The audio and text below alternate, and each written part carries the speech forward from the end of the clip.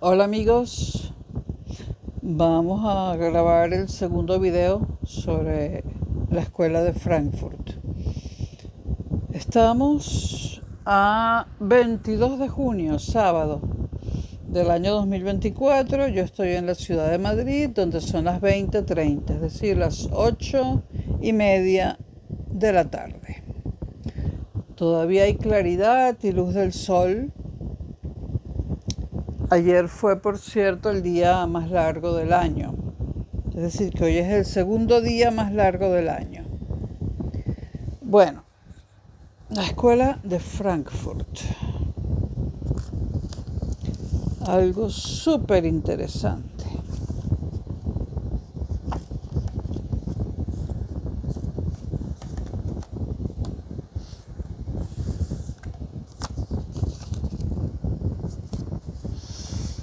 En el video anterior hicimos una introducción de la escuela de Frankfurt.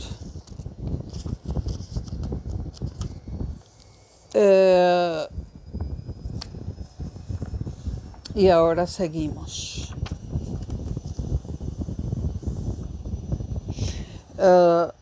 Muy interesante para todo lo que tiene que ver con la escuela de Frankfurt es leer las memorias de Walter Benjamin llamadas Infancia en Berlín hacia 1900.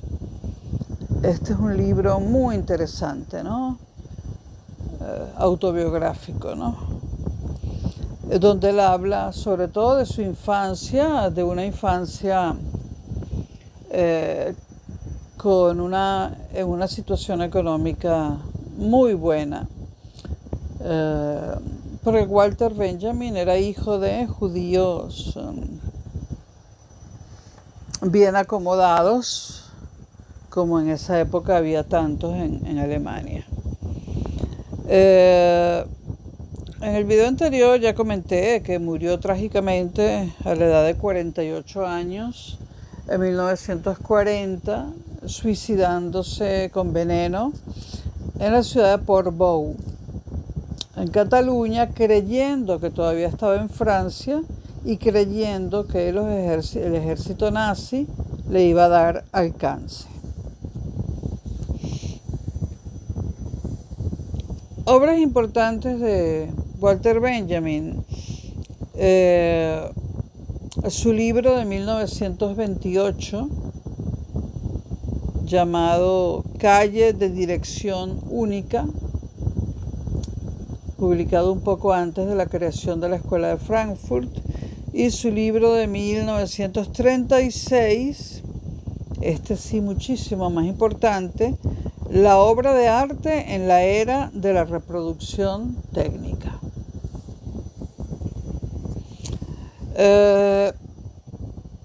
Este filósofo, Walter Benjamin, causó gran impresión en el Instituto de Investigación Social,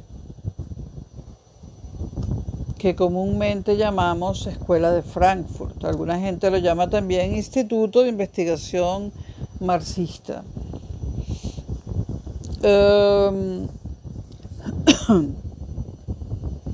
Los escritos de Benjamin tuvieron una profunda resonancia en muchos de los miembros principales de la Escuela de Frankfurt. Quizás porque ellos compartían su mismo contexto privilegiado, laico y judío en la Nueva Alemania, y como él se rebelaban contra el espíritu comercial de sus padres. Tenemos a Max Horkheimer, nacido en 1895 y fallecido en 1973, filósofo, crítico y durante más de 30 años director del Instituto de Investigación Social, es decir, de la Escuela de Frankfurt. Era hijo del propietario de una fábrica textil en Stuttgart.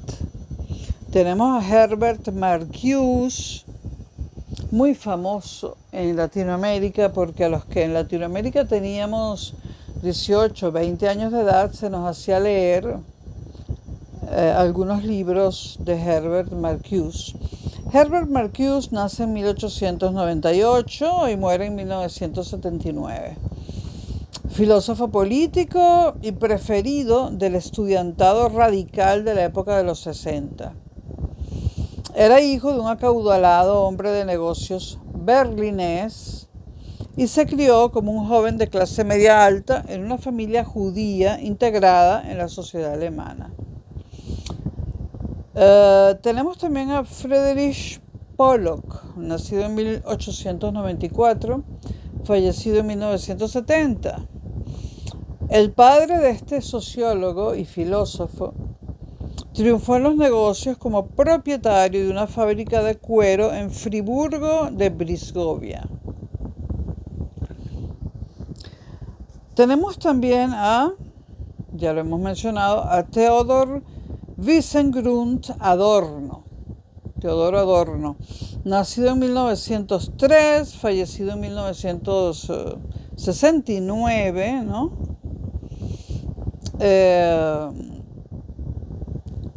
Filósofo, compositor, teórico musical, sociólogo, ¿no? Que vivió de niño tan acomodadamente como el joven Walter Benjamin, a quien ya mencionamos, ¿no? Su madre, la de Adorno, María Calvelli Adorno, Calvelli, un apellido italiano, había sido cantante de ópera, y su padre, Oskar Wiesengrund, un apellido alemán, era un exitoso comerciante de vinos judío en Frankfurt, del que, como dijera el historiador de la escuela de Frankfurt, Martin J. Teodoro Adorno, heredó el gusto por las cosas buenas de la vida, pero ningún interés por el comercio. Tenemos también a Erich, porque es alemán, no es inglés, no es Erich, es Erich Fromm, nacido en 1900, fallecido en 1980, que fue el principal pensador psicoanalítico de la escuela de Frankfurt. Era ligeramente distinto de sus colegas, no porque su padre fuese un vendedor de vino de frutas radicado en Frankfurt y solo moderadamente exitoso, sino porque era un judío ortodoxo, Erich Fromm, el padre, que fungió como cantor en la sinagoga local y guardaba minuciosamente todas las fiestas y tradiciones judías. Y Erich Fromm, el hijo, también lo hacía. Pero Fromm ciertamente compartía con sus colegas de la escuela de Frankfurt un disgusto visceral por el culto al dinero y un rechazo hacia el mundo de los negocios.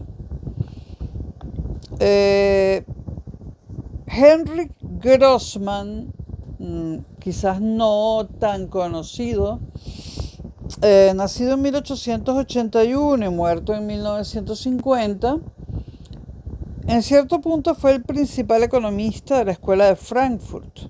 De niño tuvo su hogar en Cracovia, en lo que por entonces era una Galicia colonizada por el imperio austriaco de los Habsburgo. En Berlín, estos eran los principales, ¿no?, integrantes del Instituto de Investigaciones Sociales o Escuela de Frankfurt. El Berlín de la infancia de Benjamin era un fenómeno reciente, es decir, acababa de convertirse en una gran polis, Berlín, por los años en que nació Walter Benjamin, ¿no? Y era la capital de la recién unificada Alemania en 1871, cuando surge la Alemania que en cierto modo conocemos hoy en día, ¿no?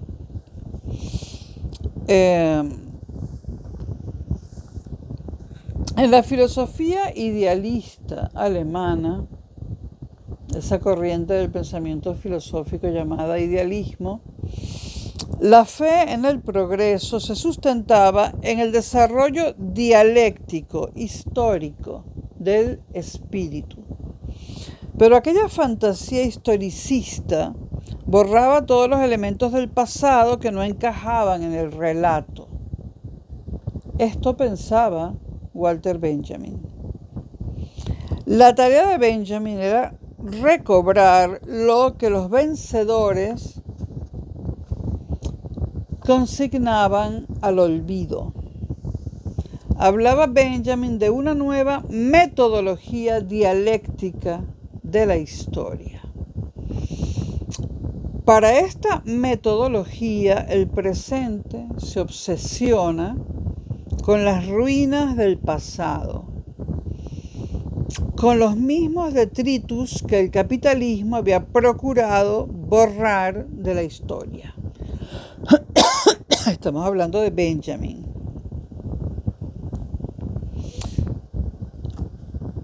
Según Benjamin, lo que siempre ocurría bajo el capitalismo era que siempre nos enfrentábamos a lo nuevo, sin jamás volvernos a contemplar lo caído, lo obsoleto y lo rechazado.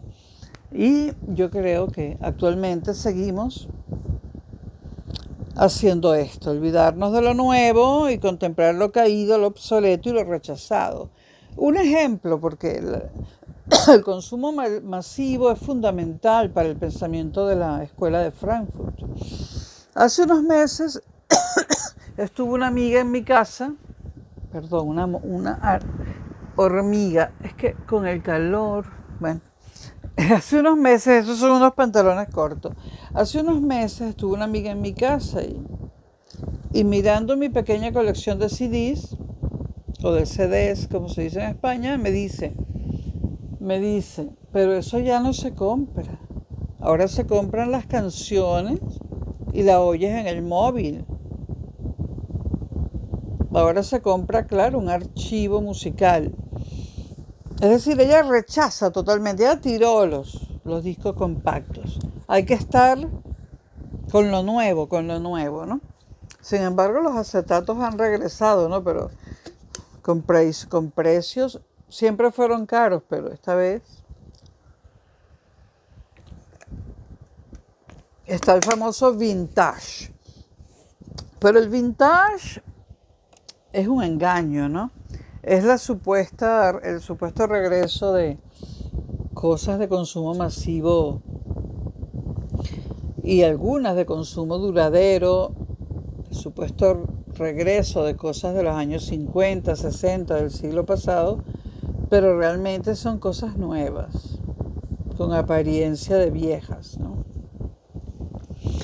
Bueno, la teoría crítica, que es fundamental para la Escuela de Frankfurt, cuestiona las que considera las versiones oficiales de la historia y del quehacer intelectual.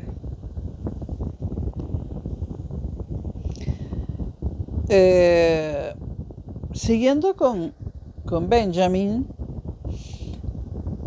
él una y otra vez daba en reflexionar sobre cómo su infancia privilegiada se sustentaba en la implacable exclusión de los inaceptables y los infortunados.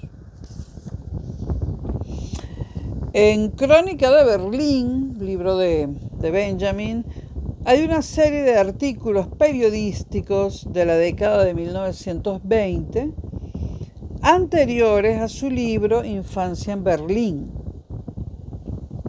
En el último ensayo de este libro, Crónica de Berlín, Benjamin escribió, y cito, «No existe un documento sobre la civilización que no sea al mismo tiempo un documento sobre la barbarie». Esta es la cita más famosa de Walter Benjamin, la más famosa, la que está en todas partes. Entonces, aquella sensación de represión de lo inaceptable que observaba Benjamin, lo embarazoso, también represión de lo inaceptable, lo embarazoso, lo incómodo, de la desaparición ideológica de aquello que no encaja en el relato dominante, le había llegado a una edad temprana a Benjamin y no lo abandonaría ya jamás. La barbarie para Walter Benjamin comenzaba en el hogar. Recuerden que Benjamin fue el que murió en Port Bow en 1940, envenenado, suicidio, huyendo de los nazis. Benjamin estaba muy influenciado por aquello que Marx llamaba el fetichismo mercantil, y existe. Cuando yo recuerdo la cantidad de libros que yo tenía en Venezuela, que los perdí, unos 3.000 y pico de libros, sin tomar en cuenta libros universitarios, ¿no? Me leí yo esos 3.000 libros. No, era una especie de fetichismo, ¿no? En cierto modo, el exilio y tener que salir corriendo de Venezuela me hizo ver las cosas como en realidad eran, ¿no? También yo tenía un exceso de discos compactos, un exceso de cassettes o cintas, incluso un exceso de VHS, un exceso de ropa, un exceso de zapatos, un exceso de todo. Durante mis primeros años en España, llevo aquí 19 años y pico, no compré nada porque mi situación económica solo daba para comer y pagar un techo, ¿no? Precario. Pero apenas uno comienza a tener algo de dinero, uno se deja llevar, ¿no? Esto es un problema. Bueno, Marx llamaba esto fetichismo mercantil. Los biógrafos de Marx hablaban del Ding-Welt. Ding es cosa y Welt es mundo, del mundo de las cosas que se consumen. También hay un libro de Marguerite Duras que no lo he vuelto a ver, yo lo tenía en Venezuela, interesantísimo porque es inusual que un novelista, y ella era una novelista, que una novelista escriba, o un novelista, sobre estas cosas. Pero el mundo material de Marguerite Duras, no relacionan a Marguerite Duras con el marxismo, estoy hablando de un libro de una novelista. Bueno, el mundo material habla de los objetos importantes que hubo en su vida, y creo que todos podríamos escribir un mundo material, ¿no? El tuyo, el mío, el del otro. Todos tenemos un mundo material si estamos vivos, porque hoy en día incluso la gente que pueda tener 100 años de edad, incluso ellos tienen un mundo natural. Ahora, de la gente que tiene, yo tengo 63. Yo nací ya metida de cabeza en la sociedad de consumo, queriendo comprar cosas y atormentando a mis padres para que me las compraran desde que nací. O sea que mínimo con 70 años ya eres parte de ese mundo, ¿no? A no ser que hayas nacido en la Unión Soviética, bueno. El Ding-Welt. Ding es cosa, Welt es mundo, el mundo de las cosas.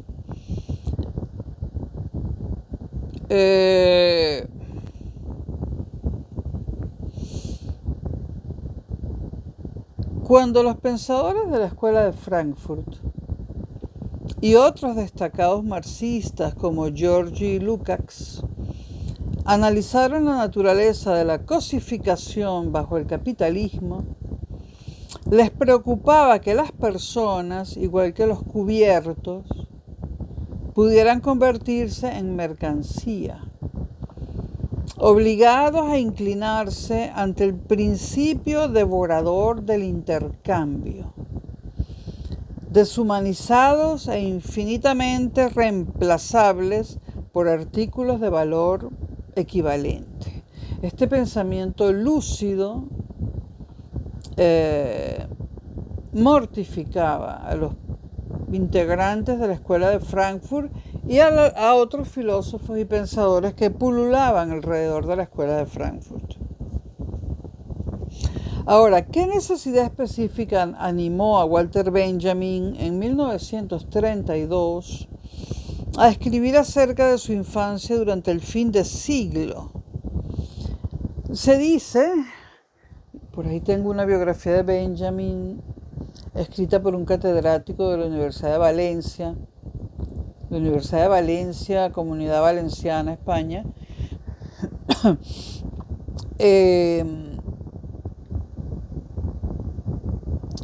Un libro, una biografía de Benjamin, la tengo detrás de un montón de muebles, que esto es muy pequeño, bueno.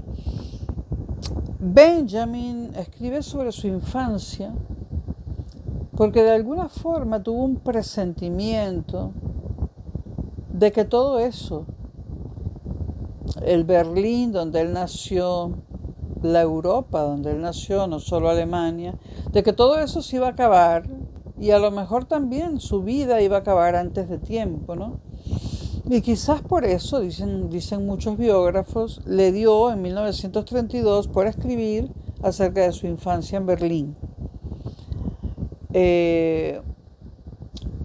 Lo hizo en 1932, 8 años después se suicidaría en Portbou. En Infancia en Berlín escribió: percibí claramente que tendría que decir adiós por largo tiempo, tal vez para siempre, a la ciudad donde había nacido. No solo le tuvo que decir adiós a Berlín, sino también a Alemania, a Europa y finalmente, al no poder cruzar los Pirineos, pero los había cruzado pero no lo sabía, estaba en territorio español pero no lo sabía, creyendo que todavía estaba en Francia. Ya lo dije creo que en el video anterior, Walter Benjamin, para no ser alcanzado por los nazis, se suicida con veneno, cianuro si no me equivoco. Terry Eagleton es un conocido marxista que yo recomiendo muchísimo.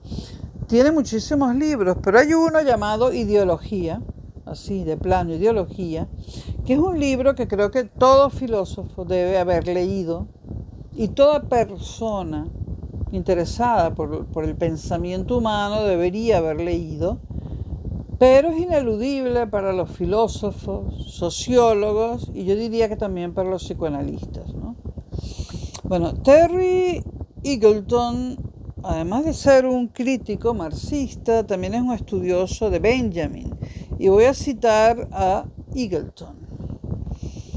Hoy la nostalgia es casi tan inaceptable como el racismo. Habla de hoy. Hoy, hace 10 años, hace 20. Nuestros políticos hablan de trazar una línea bajo el pasado y volver la espalda a las antiguas querellas. De este modo podemos dar un salto hacia un futuro blanqueado, vacío, amnésico. Si Benjamin rechazaba este tipo de fariseísmo, era por estar seguro de que el pasado guarda recursos vitales para la renovación del presente. Aquellos que borran el pasado están en peligro de abolir también el futuro. Y esto es muy importante. Sigo con Eagleton. Nadie más decidido a erradicar el pasado que los nazis, quienes, como los estalinistas, simplemente eliminaban de los registros históricos todo lo que les pareciese inconveniente.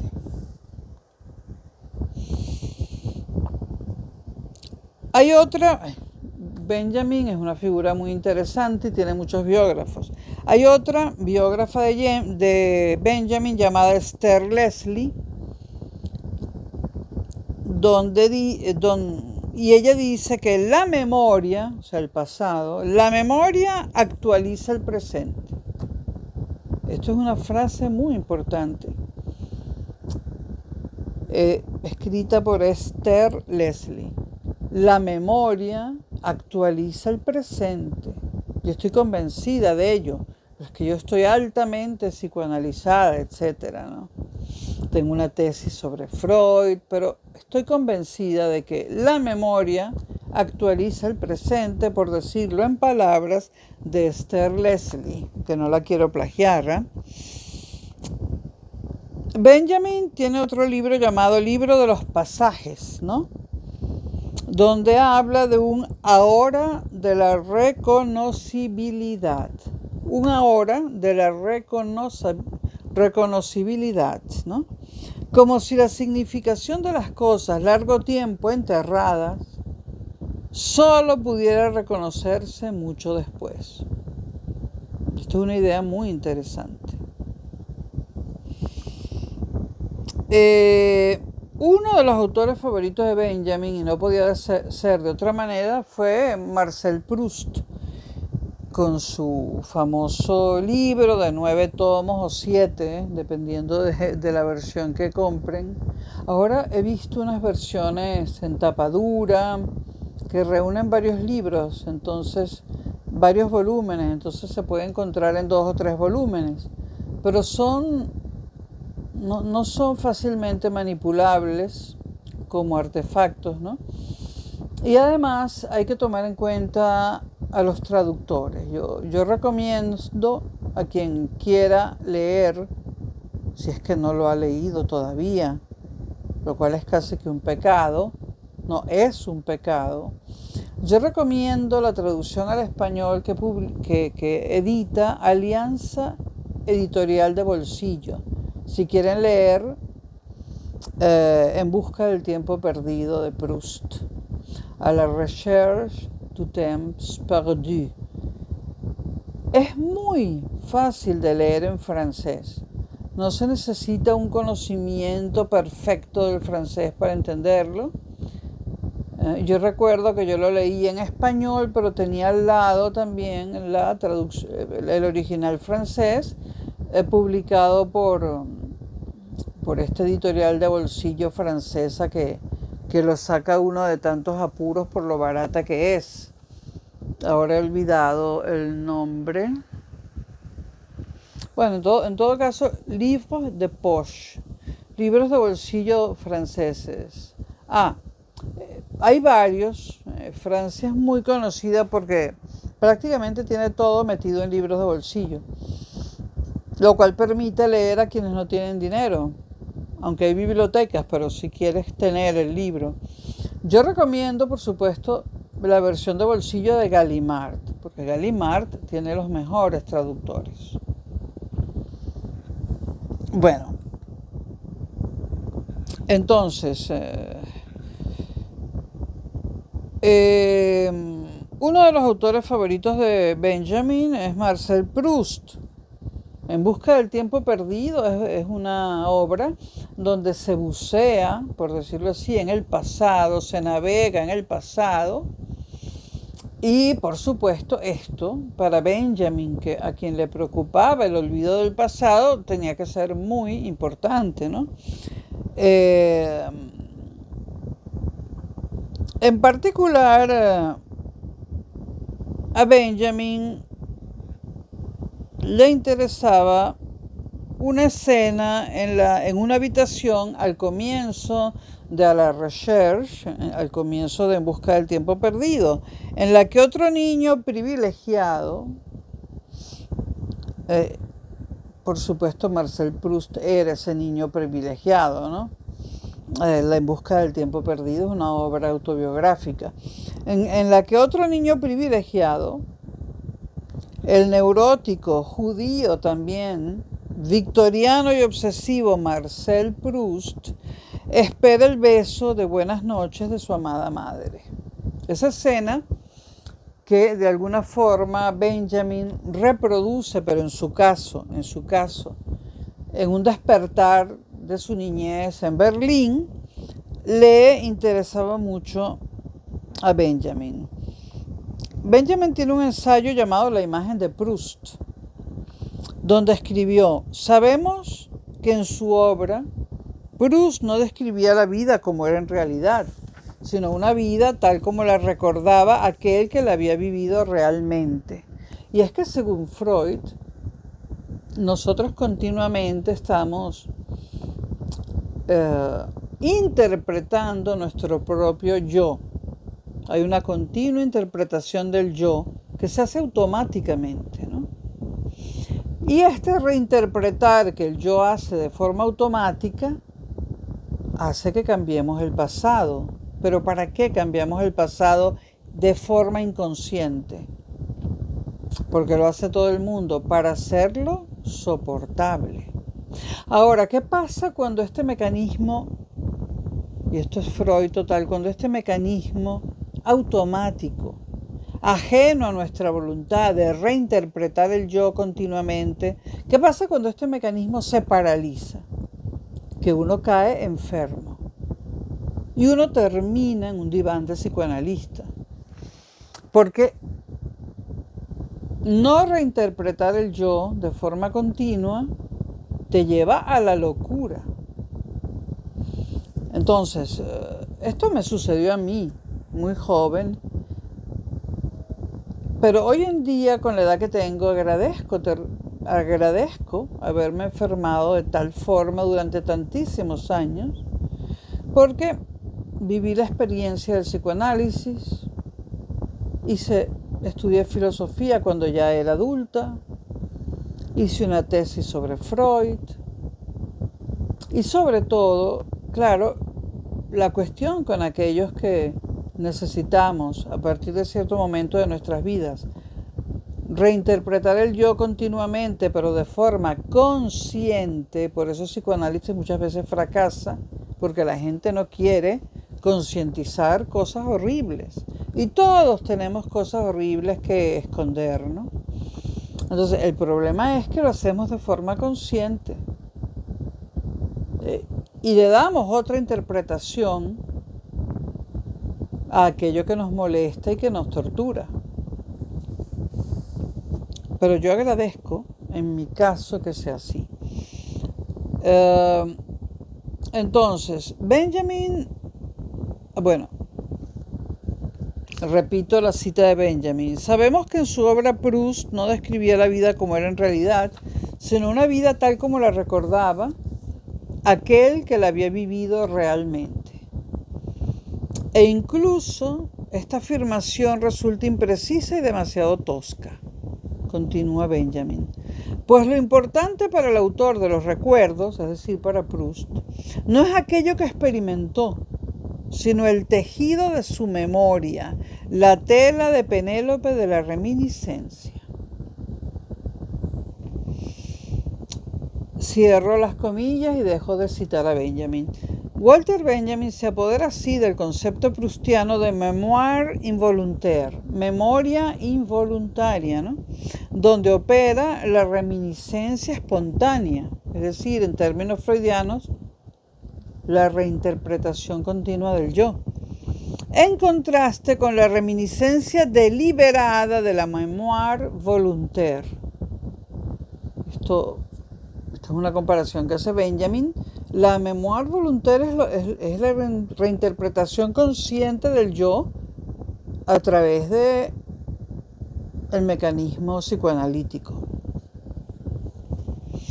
Bueno, es importante leer, si la consiguen, la tesis sobre la filosofía de la historia de Benjamin.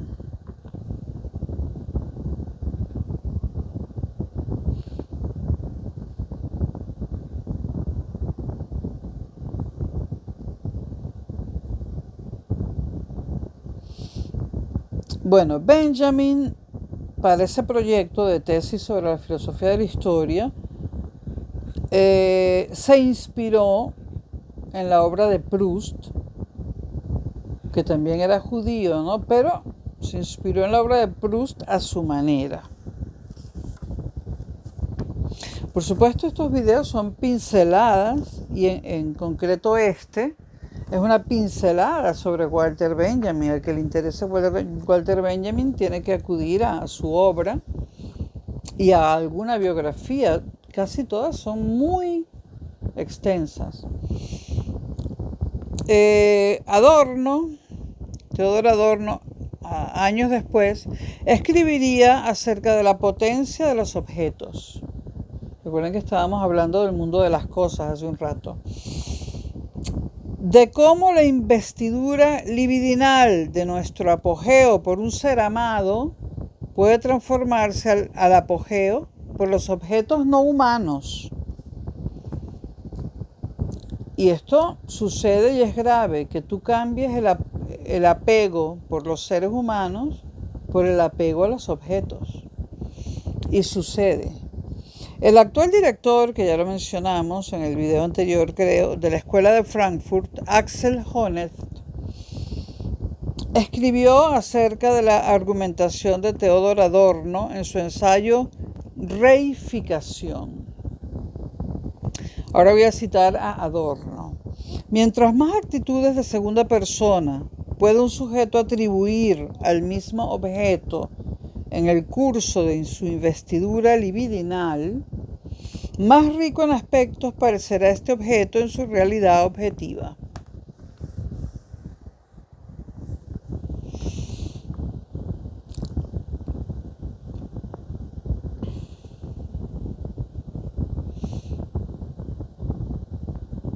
Bueno, voy a hacer otra cita, esta vez de Benjamin nuevamente, ¿no? El hombre que se limita a hacer el inventario de sus hallazgos, dice Benjamin, sin lograr establecer la ubicación exacta en que han sido almacenados esos antiguos tesoros en la tierra de hoy, se escamotea a sí mismo la más rica recompensa. En este sentido, para los auténticos recuerdos es mucho menos importante que el investigador los reporte a que señale con precisión el sitio donde se hizo con ellos. Estamos hablando del pasado. Épica y rapsódica en el sentido más estricto de la genuina memoria, debe arrojar, por tanto, una imagen de la persona que recuerda. Del mismo modo en que un buen estudio arqueológico no solo nos informa acerca de los estratos donde se originan sus hallazgos, sino también da fe de los estratos que primero tuvo que atravesar. Bueno, Walter Benjamin y la Escuela de Frankfurt buscaban poner en evidencia lo que había hecho posible la posición privilegiada en la que nacieron y la que tuvieron, ¿no?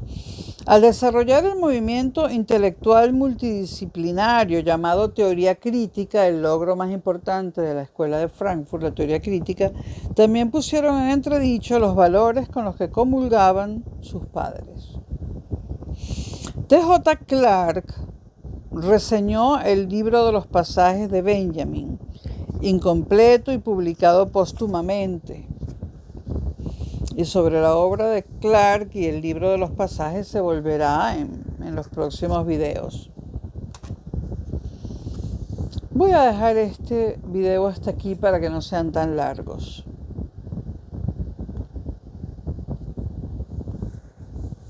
Nos vemos próximamente.